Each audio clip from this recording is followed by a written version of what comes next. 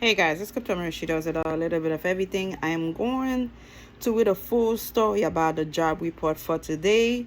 Job report shows increase of 517,000 in January. Question estimates as unemployment rate hit 53-year low. The January jobs report showed non-farm payrolls increased by 517,000, far higher than the 187,000 market estimate. The unemployment rate fell to 3.4 versus the estimate for 3.6. That is the lowest jobless level since May 1969. Leisure and hospitality added 128,000 jobs to lead all sectors. Other significant gainers were professional and business services, 82,000, government, 74,000, and healthcare, 58,000. This is great. This is amazing, y'all. And the unemployment picture started off 2023 on a stunningly strong note, with non-farm payment posting the biggest gain since July 2022. Non-farm payrolls increased by 517,000 for January, above the Dow Jones estimate of 187,000 and December's gain of 260,000, according to a Labor Department report Friday, just today.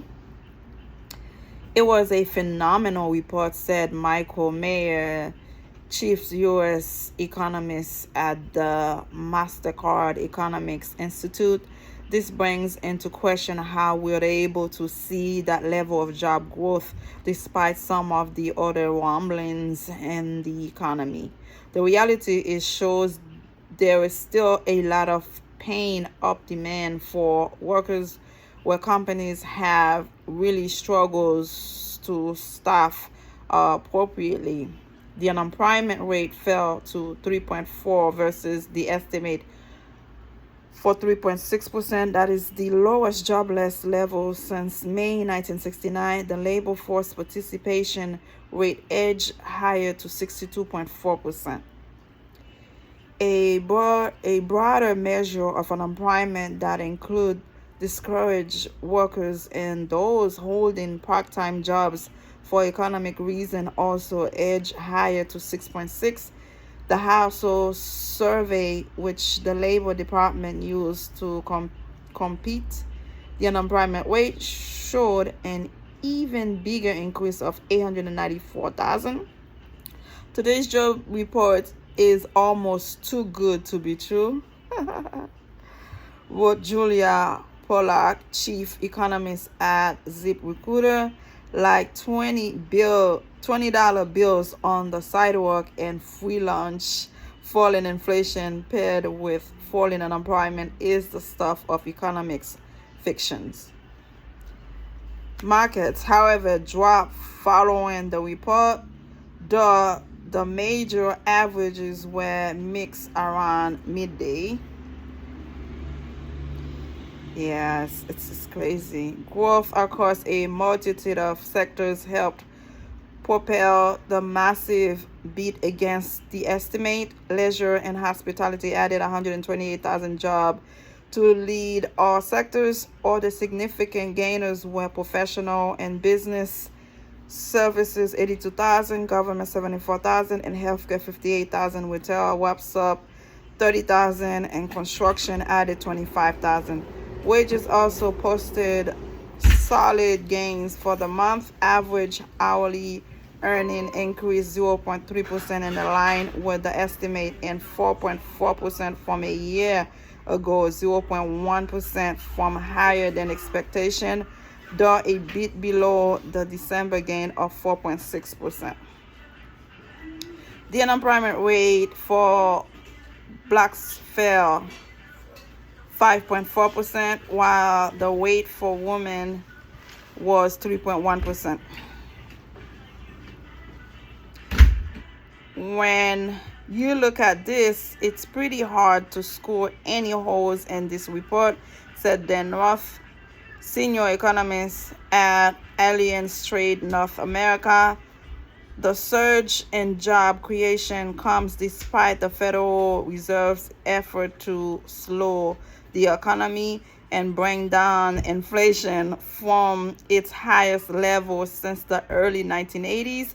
The Fed has raised its benchmark interest rate 8 times since March 2022.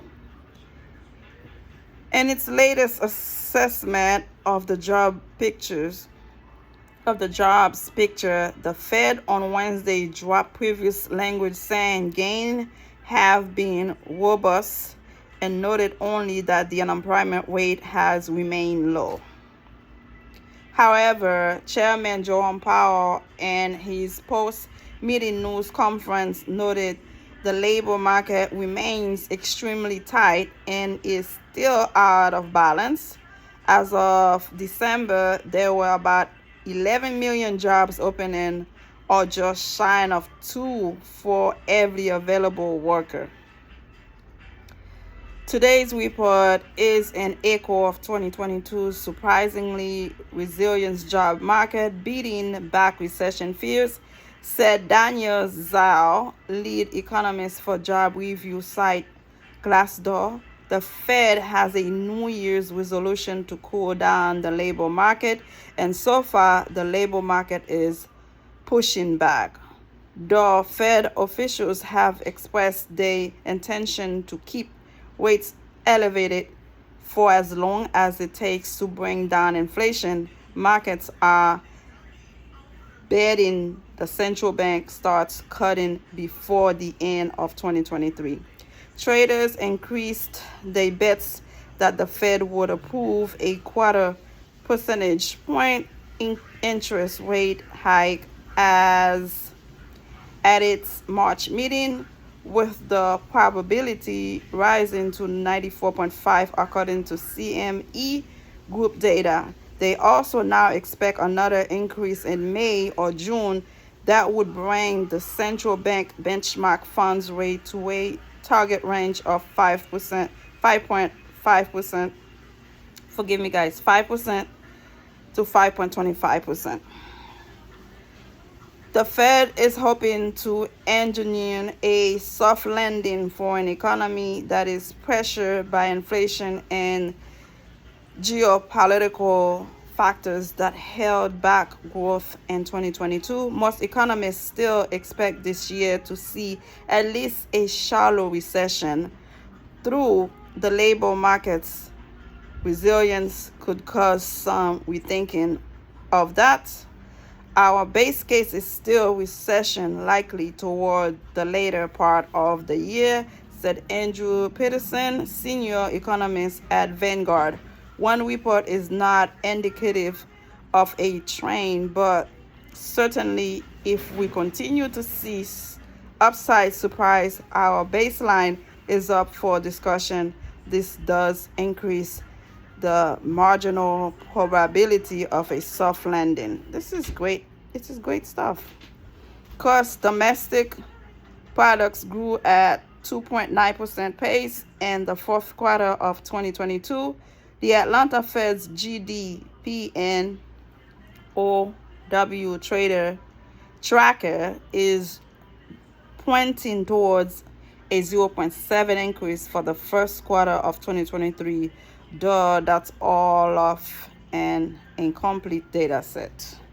All right, that was the latest on the job market report. Things looking good. 517,000 jobs were added, dropped down to 3.4 since 1969. This is amazing. This is great.